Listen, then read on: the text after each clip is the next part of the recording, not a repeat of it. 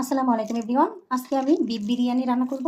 এখানে আমি গরুর মাংস নিয়েছি 2 কেজির মতো। আর বিরিয়ানির মশলাটা পুরোটা প্যাকেট দিয়ে দিয়েছি। তারপরে নিজের হাতে করা রসুন বাটা, আদা বাটা এগুলো পরিমাণ মতো দিয়েছি। সরিষার তেল সব কিছু দিয়ে আমি এখানে ম্যারিনেট করে রেখেছি। একটু পরে আমি এটাকে চুলায় বসিয়ে দেবো। তারপরে পরের প্রণালীগুলো দেখিয়ে দেবো আপনাদের। আপনারা আমার সাথে থাকেন, আমার বিরিয়ানি রান্না অবশ্যই দেখবেন। এই তো মাংসের চুলার উপরে বসিয়ে দিয়ে এখানে আমি 1 কাপ টক দই দিয়ে দিচ্ছি পরিমাণ মতো। আর পরিমাণ মতো চিনি দিবেন, 1 টেবিল চামচ দিলেই হবে। তারপর পেস্তা বাদাম বাটা, ঘি এগুলো নামানোর আগে দিতে হবে। এই যে এখানে মাংসটা প্রায় সিদ্ধ হয়ে গেছে। লো হিটে দিয়ে আমি রান্না করে নিচ্ছি, যেন মাংসটা অনেক সফট হয়। একদম গলে যাওয়া যাবে না, স্বাভাবিক মাত্রায় নরম হতে হবে।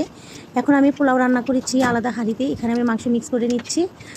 চালটা বেশি নরম করা যাবে না, ঝরঝরে রাখতে হবে। এই তো আমার মাংসটা এত সফট হয়েছে রান্না করাটা, আমি চালের সাথে মিক্স করে নিব এইভাবে।